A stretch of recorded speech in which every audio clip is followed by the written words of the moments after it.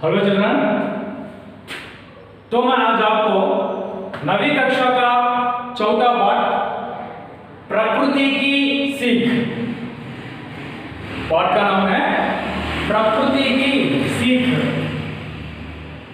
प्रकृति की सीख यह कविता का पाठ है। कैसा पाठ है बच्चों? कविता का पाठ है। और इस कविता के कवि हैं सोहन लाल द्विवेदी। सोहन लाल द्विवेदी। प्रकृति की सीख यानी लर्न, सीखो। प्रकृति शब्द का अर्थ होता है कि प्रकृति शब्द का अर्थ होता है कि कुदरत। प्रकृति शब्द का अर्थ होता है कि कुदरत, यानी हमारे बड़ों कहते हैं या बड़े बुजुर्गों कहते हैं अच्छी तरह से पढ़ो, ज्ञान बढ़ाओ, दूसरों की सहायता करो, ओके, कक्षा में आगे बढ़ने की कोशिश करो, यानी दीन दुखी और जो कुछ भी रहते हैं उनकी सहायता करने की कोशिश करो, पेड़ पौधों को भी लगाओ। इस तरह से कई अच्छी बातें हमारे बड़े बुजुर्गों बताते हैं।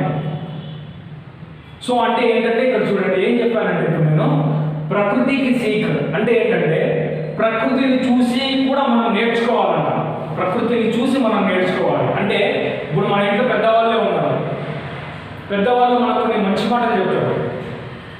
బాగా చదవండి, క్లాస్లో ఎప్పుడు ముందుండే విధంగా ప్రయత్నం అనేటువంటిది చేయండి, ఎవరైనా పేదవాళ్ళు ఎవరైనా ఉంటే వాళ్ళకు సహాయం అనేటువంటిది చేయండి, తెలివితేటలు అంటే నీ యొక్క తెలివితేటలు అనేటువంటి వాటిని కూడా పెంచుకోండి, ఇలాంటి ఎన్నో మంచి మాటలు అనేటువంటివి చెప్తారు. బట్ మగర్ యహా పర్ కానీ ఇక్కడ ఏంటంటే ప్రకృతి से भी देखकर कुछ सीखना चाहिए. ప్రకృతిని చూసి కూడా మనం నేర్చుకోవాలి అంట. उदाहरण के लिए एक नदी अपना पानी स्वयं ना पीकर दूसरों की प्यास बुझाती है. एक पेड़ यानी अपने फलों को वह खुद ना खाकर दूसरों की भूख मिटाती है या दूसरों को छाया देती है. इस तरह से ఓకే. అంటే ఎగ్జాంపుల్ చూడండి ఏం చెప్పారంటే, ఎగ్జాంపుల్ ఒక నది అనేటువంటిది తన నీటిని తాను తాగకుండా ఇతరుల యొక్క దాహాన్ని అనేది తీరుస్తుంది. ఒక చెట్టు తన యొక్క పండ్లు అనేటువంటిది తాను తినకుండా ఇతరుల యొక్క ఆకలిని అనేది తీరుస్తుంది. అలానే మనకు నీడ అనేటువంటిది కూడా ఇస్తుంది. తాను ఎండలో ఎండి మనకు నీడ అనేటువంటిది ఇస్తుంది. इस तरह से बच्चों प्रकृति को भी देखकर सीखना चाहिए. प्रकृति ने చూసి కూడా నేర్చుకోండి. यही इस कविता का मुख्य उद्देश्य. इस कविता के कवि हैं सोहन लाल द्विवेदी. सोहन लाल द्विवेदी. तो सोहन लाल द्विवेदी का जन्म, सोहन लाल द्विवेदी का जीवन काल 1906 में उनका जन्म हुआ है. 1906 में उनका जन्म हुआ है और उनका निधन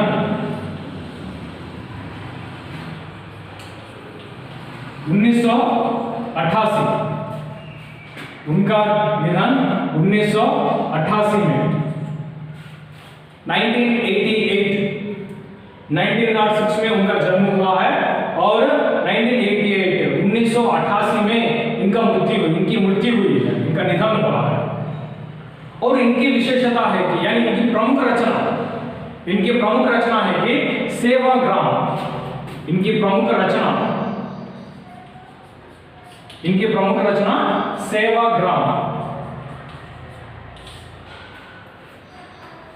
और इनका विशेषता यह है कि पद्मश्री पुरस्कार से सम्मानित हुए हैं. ओके, इनकी विशेषता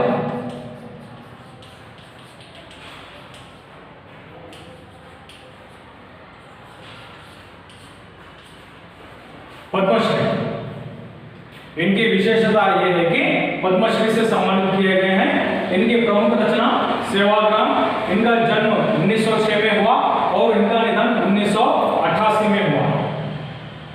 तो सोहन लाल द्विवेदी जी ने इस कविता में बता रहे हैं, थोड़ा ध्यान से सुनिए, इस कविता में बता रहे हैं कि पर्वत कहता है प्रकृति को देखकर सीखो, उनमें से प्रकृति यानी पेड़ हो, नदी हो, पर्वत हो, समुद्र हो, या जो कुछ भी पेड़ पौधे जो कुछ भी हो, ये सब प्रकृति में है।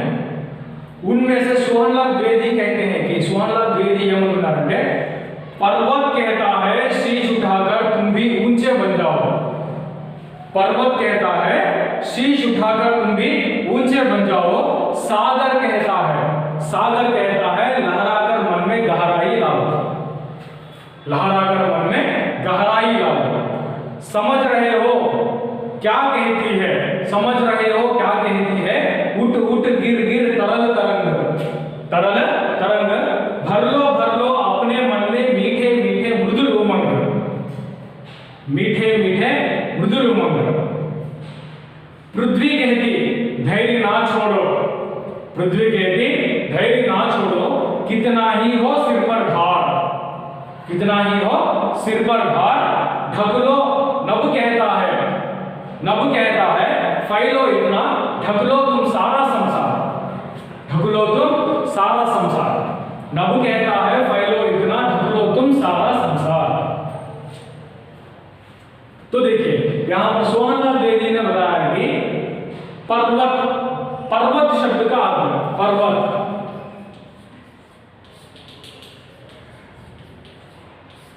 पहाड़, शिखर। पर्वत कहता है शीश, शीश शब्द का अर्थ सर। पर्वत कहता है शीश उठाकर तुम भी ऊंचे बन जाओ, पर्वत कहता है शीश उठाकर तुम भी ऊंचे बन जाओ। पर्वत कहता है, ఇక్కడ పర్వతం అనేటువంటిది ఏమని చెప్తుందంటే చూడండి, పర్వతం చెప్తుందంటే ఏమనంటే शीश उठाकर, सर उठाकर तुम भी ऊंचे बन जाओ। పర్వతాన్ని మనం ఎలా చూస్తామంటే తల ఎత్తుకొని మనం చూస్తాం, ఓకే, పర్వతాన్ని మనం ఎలా చూస్తామంటే తల ఎత్తుకొని చూస్తాం। అలానే నీ యొక్క భవిష్యత్తు అనేటువంటిది కూడా తల దించుకునేటువంటి పరిస్థితి అనేటువంటిది రాకూడదు, తల ఎత్తుకొని బ్రతికేటువంటి విధంగా ఉండాలి। అంటే నువ్వు కూడా భవిష్యత్తులో తల ఎత్తుకొని బ్రతకాలి అని చెప్పేసి మనకు గొప్పగా మెసేజ్ ఇస్తుంది। దేని నుండి అంటే पहाड़ से देखकर सीखना, पहाड़ को देखकर सीखो, सर उठाकर जीने को।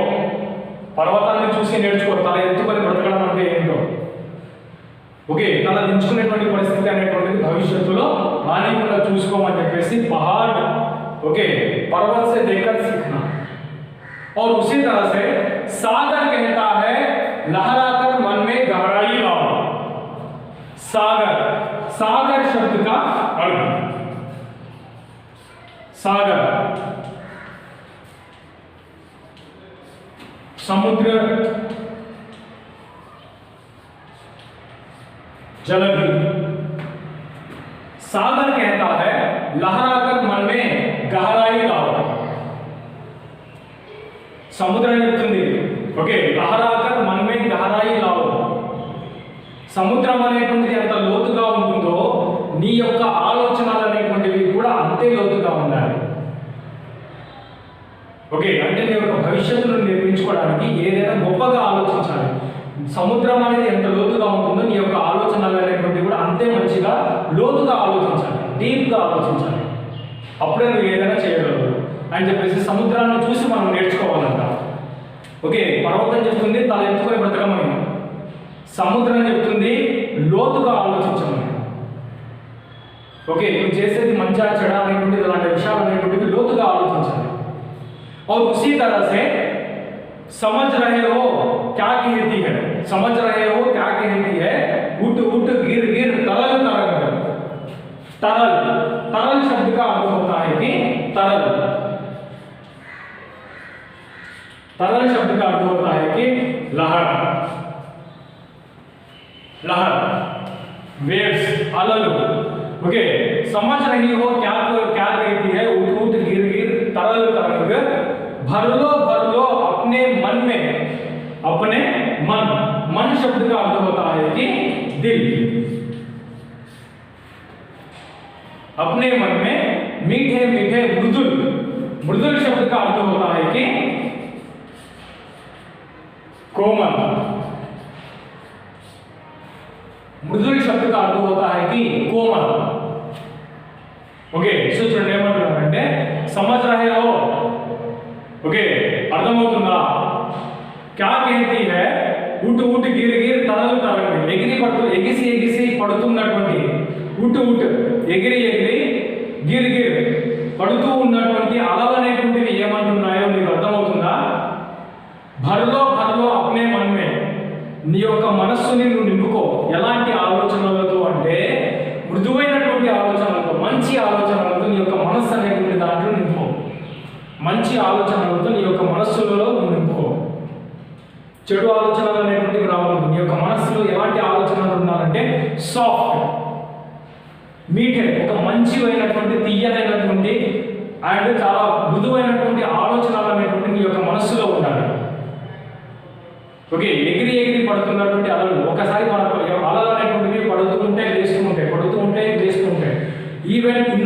మన యొక్క లైఫ్ అనేటువంటిది కూడా అంటే అవర్ లైఫ్ ఆల్సో మన యొక్క జీవితం అనేటువంటిది కూడా అప్ అండ్ డౌన్స్ అనేటువంటిది common okay up and downs అనేటువంటిది కామన్ ఒడిదుడుకులు అనేటువంటివి ఉంటాయి ఓకే ఓడిపోయాము అని చెప్పేసి ఎప్పుడు కూడా నిరాశ అనేటువంటిది చెందకూడదు పడినా మళ్ళీ లేచి నిలబడేటువంటి కెపాసిటీ అనేటువంటిది ఉండాలి అంటే ప్రయత్నం అనేటువంటిది చేస్తూ ఉండాలి ప్రయత్నం అనేటువంటిది చేస్తూ ఉండాలి ओके सो कोशिश करते रहो कोशिश करना किसे देखकर सीखना किसे देखकर बच्चों तरल लहरों को देखकर सीखना ప్రయత్నం అనేటువంటిది చేస్తూ ఉండాలి అని చెప్పేసి దేన్ని చూసి మనం నేర్చుకోవాలంటే అలలను చూసి మనం నేర్చుకోవాలి और उसी तरह से पृथ्वी कहती है धैर्य ना छोड़ो पृथ्वी पृथ्वी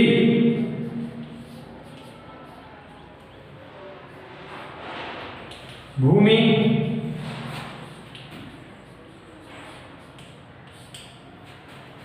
धैर्य हिम्मत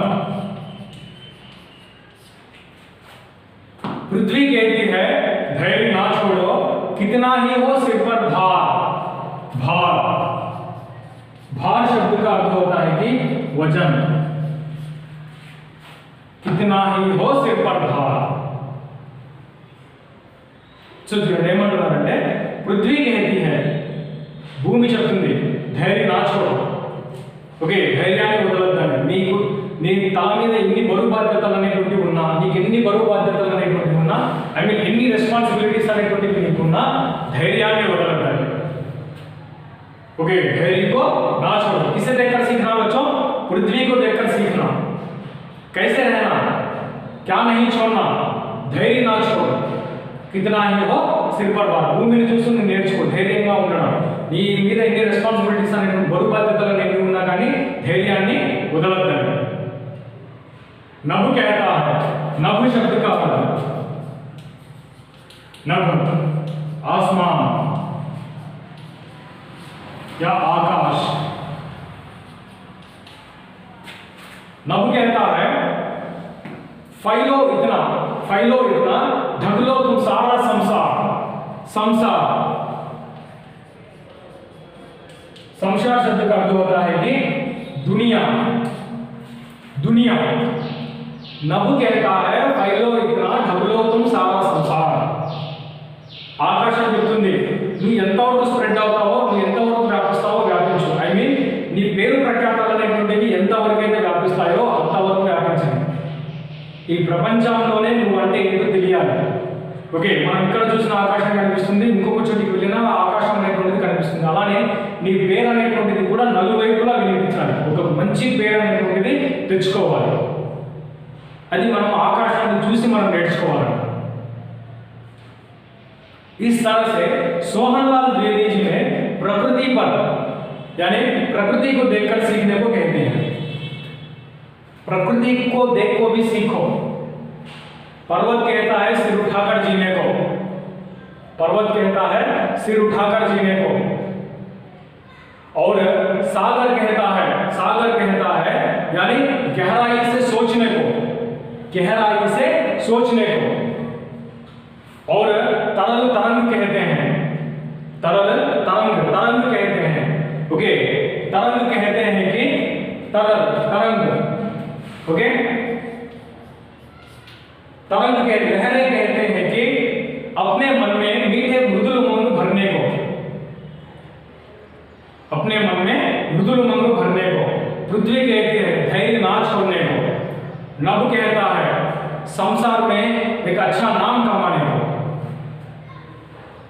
इस तरह से इस पाठ में प्रकृति पर जो कुछ भी यहाँ पर मैं जो बताया गया था, इस प्रकृति के संबंधित जो हमें भी देखकर सीखना चाहिए। మనం కూడా ఇతరులకు సహాయం అనేటువంటి చేయాలి।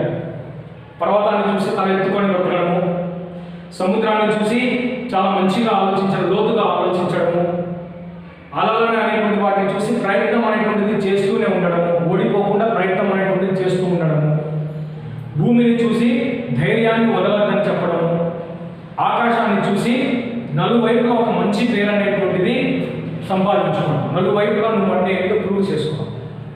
इस तरह से प्रकृति में जो कुछ भी है प्रकृति को देखकर भी हम सीखना चाहिए।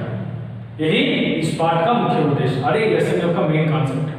ओके, तो यहाँ पर कवि परिचय और इन 3 यानी कविताओं को भी ध्यान से पढ़िए और मैं आपको अगले वीडियो में इसके बारे में पूरी जानकारी दूंगा।